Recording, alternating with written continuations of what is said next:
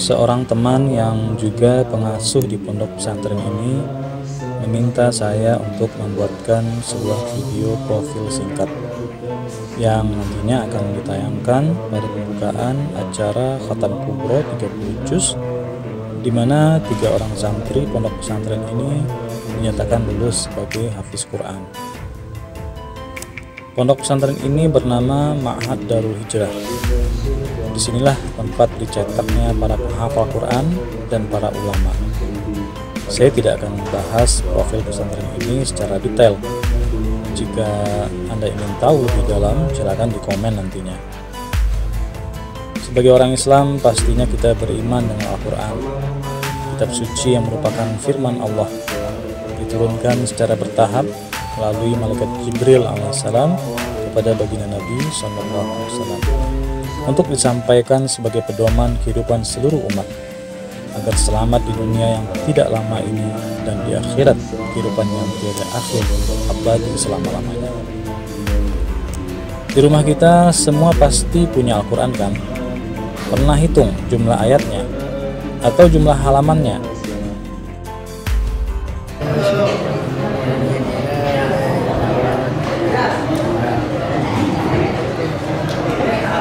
وذرني والمكذبين أولي النعمة وما قليلا إن لدينا أنكالا وجحيما وطعاما ذا غصة وعذابا أليما. Ayat Al-Quran itu lebih dari 6.000 jumlahnya. Biasanya satu juz itu terdiri dari 20 halaman. Nah, kalau 30 juz, ya 600 halaman. Ada yang pernah hafal satu halaman tulisan? Full ya satu halaman. Kalau lirik lagu kayaknya nggak sampai satu halaman deh. Ada sih mungkin yang hafal nama-nama negara, nama-nama tokoh.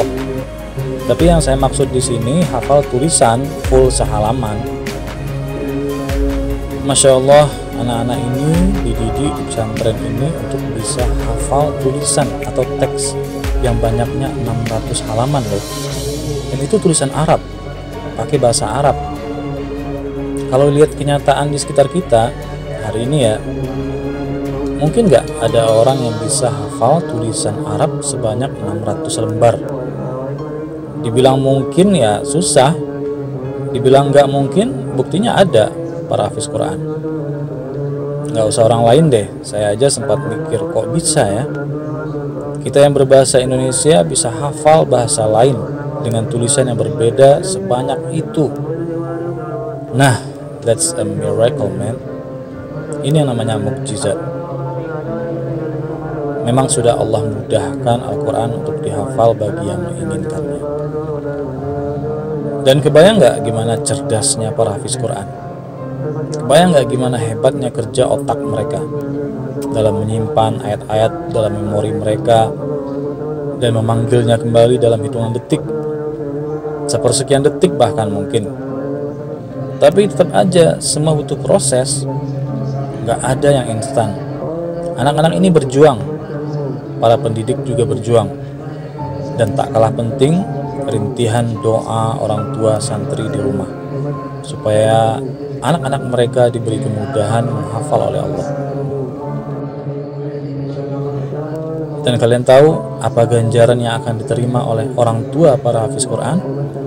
Kelak di akhirat mereka akan diberi pakaian kehormatan dan mahkota kemuliaan yang cahayanya lebih terang daripada matahari di dalam rumah kita sendiri. Kemudian mereka akan dinaikkan derajatnya sebanyak bacaan Al-Quran anaknya. Itu baru ganjaran bagi orang tuanya, apalagi hafiz Quran itu sendiri. Masya Allah. Kata ulama, para hafiz ini nantinya dapat menyelamatkan 10 orang ahli keluarganya dari api neraka.